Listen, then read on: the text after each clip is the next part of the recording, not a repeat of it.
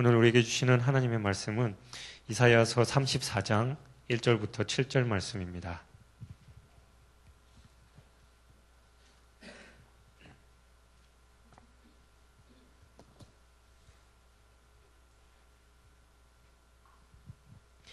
이사야서 34장 1절부터 7절까지 우리 다 같이 한 목소리로 봉독하겠습니다. 열국이여 너희는 나와 들을지어다. 민족들이여 귀를 기울일지어다. 땅과 땅에 충만한 것, 세계와 세계에서 나는 모든 것들이여 들을지어다. 대저 여호와께서 열방을 향하여 진노하시며 그들의 만군을 향하여 분내사 그들을 진멸하시며 살육당하게 하셨은즉 그 살육당한 자는 내던진 바 되며 그 사체의 악취가 솟아오르고 그 피에 산들이 녹을 것이며 하늘의 만상이 사라지고 하늘들이 두루마리같이 말리되 그 만상의 쇠잔함이 포도나무 잎이 마름 같고 무화과나무 잎이 마름 같으리라. 여호와의 칼이 하늘에서 족하게 마셨은즉 보라 이것이 에돔 위에 내리며 진멸하시기로 한 백성 위에 내려 그를 심판할 것이라. 여호와의 칼이 피 곧 어린 양과 염소의 피에 만족하고 기름 곧 순양의 콩팥 기름으로 윤택하니 이는 여호와를 위한 희생이 보스라에 있고 큰 살육이 에돔 땅에 있음이라. 들소와 송아지와 수소가 함께 도살장에 내려가니 그들의 땅이 피에 취하며 흙이 기름으로 윤택하리라. 아멘. 예, 이른 아침부터 참 내용이 살벌한 내용들이지요. 이사야서를 선지서 내용들이 대부분 그렇습니다만 하나님의 심판의 내용들을 접하게 될 때는 참 마음이 무겁고 또 그리고 혹여나 이런 그 재앙이 심판이 나에게 닥치지 않을까라는 두려운 마음도 참 많이 생기는 그런 본문입니다. 오늘 본문은 쉽게 말해서 세상 종말에 있을 하나님의 진노와 그 참혹한 파멸에 대해서 예언하고 있습니다. 하나님의 이 종말론적 심판은 우주적인 것이기 때문에 인간과 지상에 있는 모든 피조물 그리고 우주 천체들에 이르기까지 전무후무한 파괴가 진행될 것이다라는 말씀입니다. 예수님께서도 마태복음 24장 3절 이하에서 말세에 있을 대환란에 대한 말씀을 오늘 본문에 나타난 이 환란을 더 구체화하셨고 요한계시록 우리가 너무나 잘 알듯이 사도 요한은 그가 본 계시 가운데서 본문에 나타난 대환란의 재앙들에 대해서 그 실제적인 집행 과정을 좀 더 구체적으로 놀랄 만큼 상세하게 묘사하고 있습니다. 그리고 본문 5절 이하의 말씀인 에돔에 대한 재앙은 에돔이 다 같은 아브라함 자손이면서도 남왕국 유다에 대하여 언제나 비열한 적대적 관계였기 때문에 또 그 에돔에 대해서 또 언급하고 있습니다. 에돔은 에서의 후손이고 유다는 야곱의 후손이지요. 한 민족이었지만 그런 적대 관계를 계속해서 유지했습니다. 1절, 2절의 말씀해 보면 열국이여 너희는 나와 들을지어다. 민족들이여 귀를 기울일지어다. 해서 쭉 나와 있는데 종말에 있을 환란의 시기에는 인간의 마음에서 사랑이 식어지므로 인간 사회에서 화평이 사라지고 극도의 불신풍조가 사회를 풍미하게 됨으로써 이웃과 친구는 물론 가족까지도 믿지 못하는 그런 상황이 되는 것입니다. 그때는 아들이 아비를, 딸이 어미를, 며느리가 시어머니를 대적하고 형제가 형제를, 아비가 자식을 죽는 데 내어주며 자식들이 부모를 대적하여 죽이게 된다라는 겁니다. 사도 요한에 의하면 이때 어린 양이신 예수께서 넷째 인을 떼시면 이 땅에서 전쟁과 기근과 온역과 짐승들에 의해서 4분의 1의 살육이 행해지고 여섯째 천사가 나팔을 불 때 불과 연기와 유황으로 인해서 사람 3분의 1이 다시 살육당하게 된다는 겁니다. 이 밖에도 3분의 1이 불탈 때 땅이 3분의 1이 불탈고 또 별 3분의 1이 땅으로 떨어질 때 무수한 사람의 살육이 일어난다라고 기록하고 있지요. 요한계시록을 읽어보면 참 이해할 수 없는 그런 비유의 표현들도 많고 또 종말에 일어날 그런 상황들에 대해서 아주 너무나도 자세하게 그렇게 설명하고 있습니다. 3절에 그 살육당한 자는 내어 던진 바 되며 그 사체의 악취가 솟아오르고 그 피에 산들이 녹을 것이며 라고 기록하고 있습니다. 이 살육당한 그 시체가 내어 던진 바 된다라는 것은 너무나도 많은 사람이 죽었기 때문에 그 처리를 어떻게 할 수가 없다라는 것이지요. 그리고 자기 목숨도 지키기 바쁨으로 그 옆에 있는 죽어 있는 그 사체를 치울 겨를이 없는 거예요. 그래서 도망가느라고 정신이 없고 그러면 짐승들이 와서 그 사체를 먹는 그런 상황이 되는 것이지요. 그때 시체 썩는 악취가 진동하고 그 피로 인하여 산과 들 모든 땅이 더럽혀질 것입니다. 하나님의 심판이 진행되는 곳에는 자비도 없고 긍휼도 없으며 아름답고 고결함 같은 것은 거기서 기대할래야 기대할 수가 없습니다. 왜냐하면 그때는 모든 형태의 은혜의 문이 닫혀버리기 때문입니다. 땅과 땅 위에 있는 모든 것들 위에 하나님의 심판이 내려지지요. 그때 피 섞인 우방과 불이 나타나서 땅에 쏟아짐으로써 땅의 3분의 1과 수목의 3분의 1, 그 밖에 풀들이 소멸하게 된다고 기록하고 있습니다. 대환란의 때에 불붙은 큰 산과 같은 것이 바다에 던져져서 바다 3분의 1이 피가 되고 바다 어족의 3분의 1이 죽고 선박 3분의 1이 파괴된다라고 기록하고 있습니다. 횃불같이 타는 큰 별이 하늘에서 떨어져 강 3분의 1과 샘 3분의 1에 떨어지고 그 물을 먹어 많은 사람들이 죽게 됩니다. 이처럼 땅 위에 있는 모든 피조물들을 심판하시는 것은 바로 인간들의 범죄에 따른 저주가 이 모든 피조물에까지 전가되기 때문이지요. 사람의 죄로 말미암아 식물들, 동물들, 심지어 땅까지 죽게 됩니다.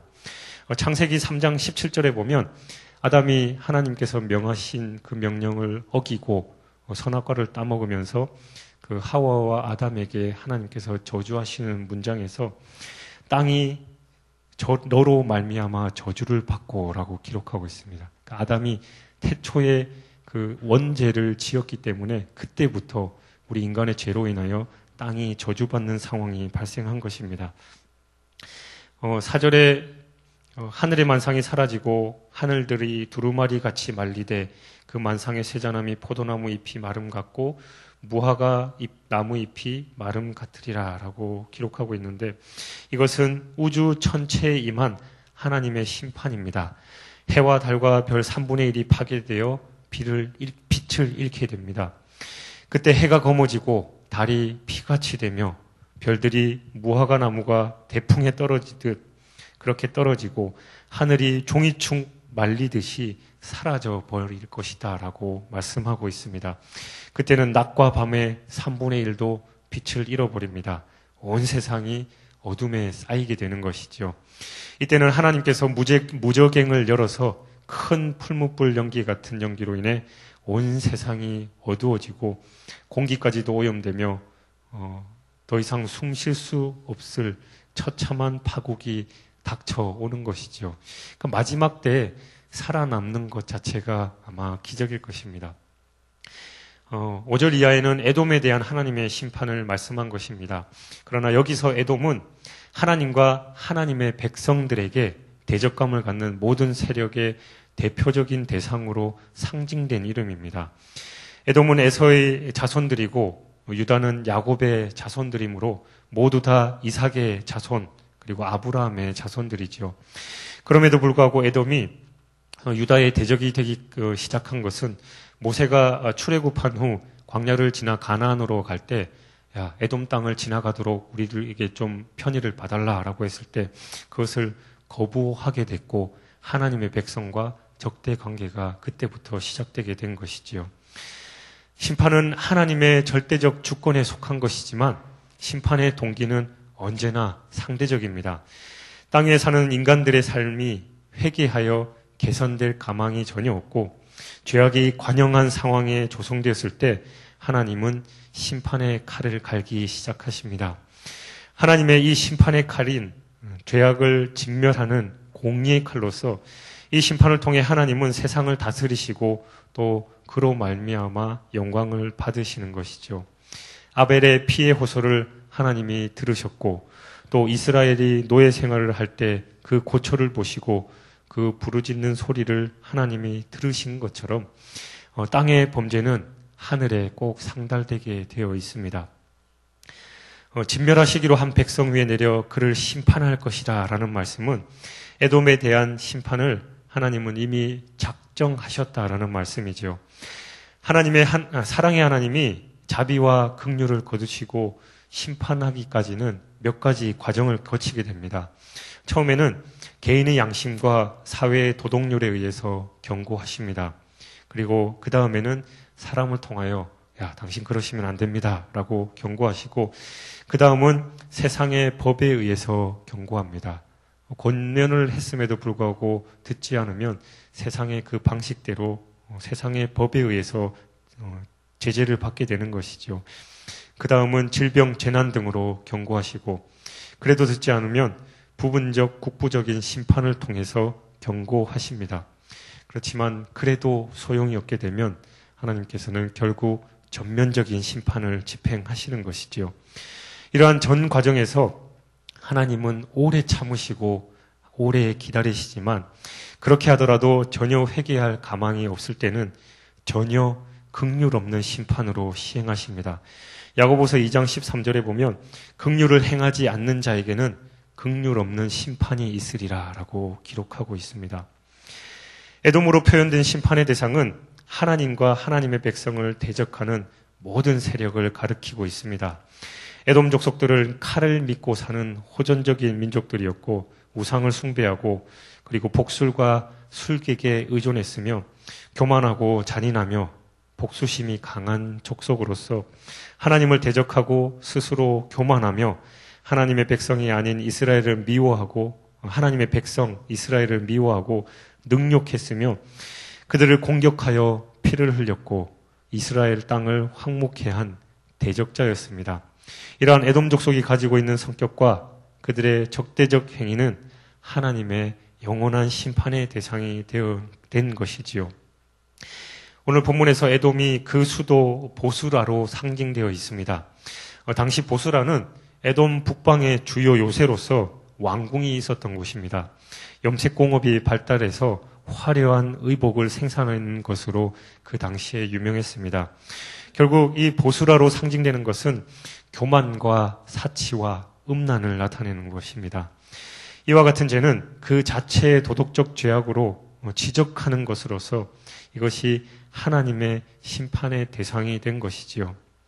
6절, 7절에 여호와의 칼이 피 곧 어린 양과 염소의 피에 만족하고 이렇게 쭉 기록하고 있는데 이 도성 보스라와 에돔 전역에서 큰 살육이 행해질 것인데 그것은 어린 양과 염소의 피에 만족하고 수양의 콩팥 기름에 윤택해진 여호와의 칼로 말미암는다라는 것이지요.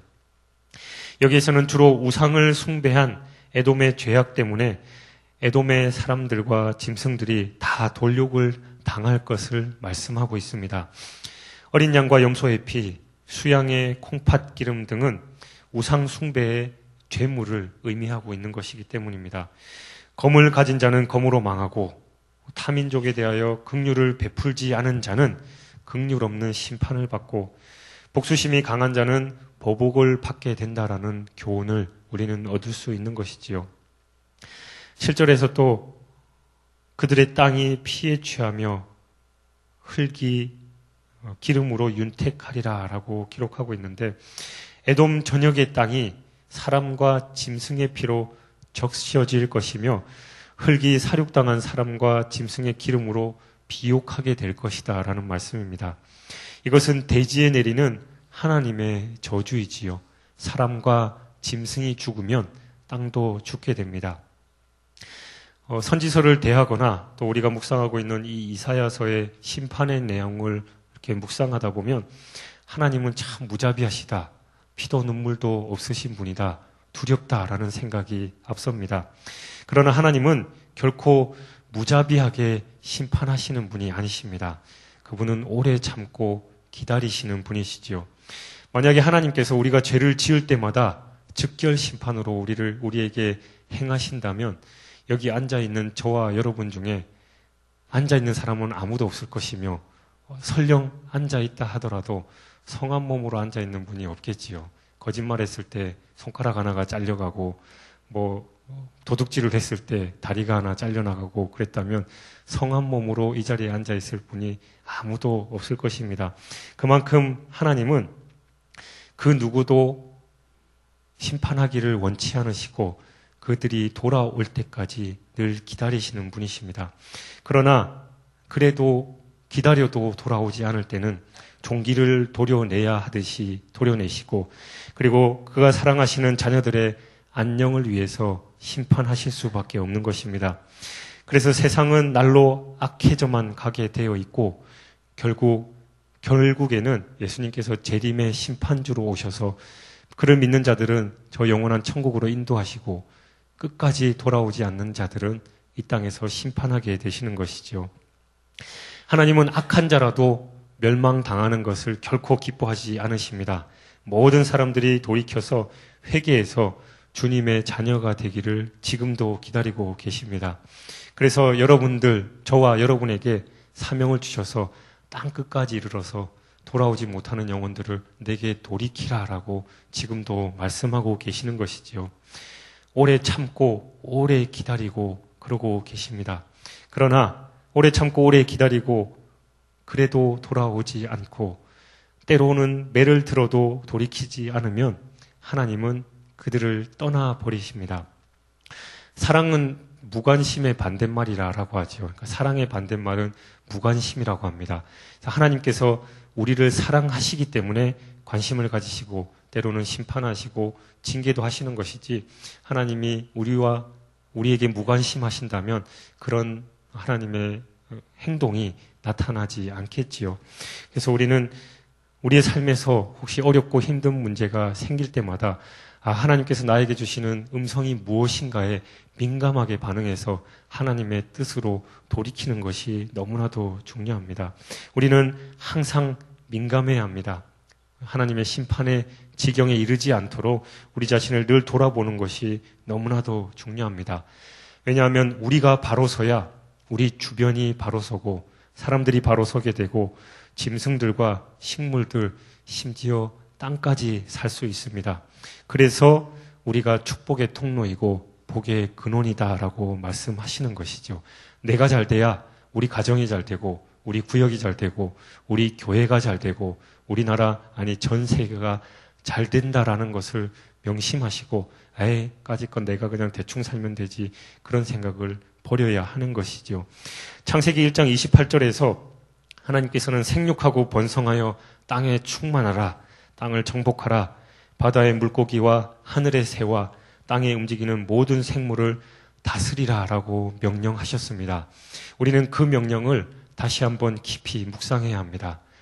여름에 날아다니는 모기까지도 하나님께서 우리에게 다스릴 능력 그리고 의무를 주셨는데 우리는 그런 하찮은 미물에까지도 관심을 가지며 이 전체 지구뿐만 아니라 우주를 위해서도 기도하는 것이 우리의 사명이다라는 것이지요.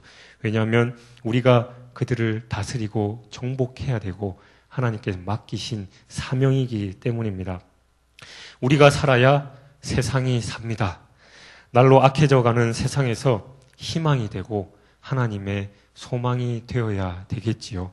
그런 축복의 근원이 되시고 축복의 가운데서 여러분으로 인하여 심판받는 사람들이 없고 여러분으로 인하여 짐승들과 꽃들과 식물들 그리고 이 땅이 축복을 받는 그런 귀한 삶이 되시길 주님의 이름으로 축원드립니다. 기도하겠습니다. 하나님 아버지 감사합니다. 하나님께서 우리에게 온 세상 열국을 다스리라라는 그 거대한 명령을 주셨는데 우리는 그 명령이 너무나도 거대하고 크기 때문에 그냥 그렇게 받아들이며 살고 있는지 살고 있지는 않은지 우리 자신을 돌아보게 하옵소서. 하나님께서 기뻐하시는 그 사명 잘 감당하게 하시고 내가 바로 서야 내 주변이 바로 서고 심지어 짐승들, 식물들, 땅까지 바로 선다라는 하나님의 섭리를 깨닫고 복의 근원 또 하나님의 소망이 되는 그런 삶을 살 수 있도록 성령께서 늘 우리를 붙들어 주옵소서. 오늘도 그렇게 살기 원합니다. 하나님께서 인도하여 주옵소서. 감사드리며 예수 그리스도 이름으로 기도하옵나이다. 아멘. 우리 공동기도문 선교에 대해서 함께 기도하겠습니다. 집례자 부분은 제가, 회중 부분은 여러분이, 다 같이 부분은 함께 기도하시겠습니다. 모든 민족과 나라에 십자가의 복음을 전하도록 온 세계에 12개의 선교센터를 세우게 하옵소서.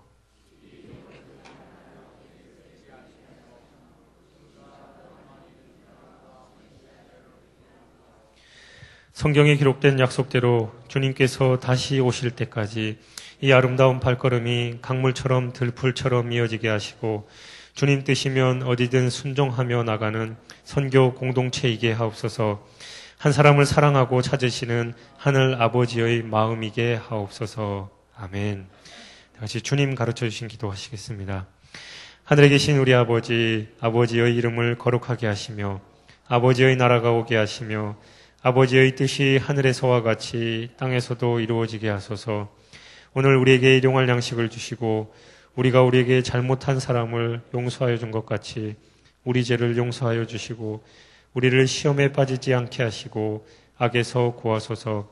나라와 권능과 영광이 영원히 아버지의 것입니다. 아멘. 우리 함께 몇 가지 기도 제목을 놓고 기도하시겠습니다. 먼저 지금 들은 말씀이 내 삶으로 이어지게 하옵소서. 그리고 말씀상 운동 온 세계 선교, 우리 교회의 이 귀한 비전이 구체적으로 진행되게 하옵소서. 그리고 각 기관, 구역, 소그룹 등이 탁월하게 사역하게 하옵소서. 특별히 오늘 대부분 구역 예배를 하는 날인데 그 예배에 하나님의 은혜가 넘쳐나도록 하옵소서. 그리고 6월 8일 닉 부이치치 귀한 분이 우리 성당선교교회에 오십니다. 그 집회를 통해서 많은 사람들이 소망을 보게 하시고 그 모든 준비 과정을 성령께서 인도하여 주옵소서. 그리고 우리가 매일 기도하고 있는 전도 대상자 이 VIP를 위해 진심을 다해서 기도하게 하옵소서라고 기도하신 후에 여러분 각자 가지고 나오신 기도 제목 아래신 후 자유롭게 돌아가시겠습니다. 함께 기도하겠습니다. 사랑의 하나님 아버지 감사합니다.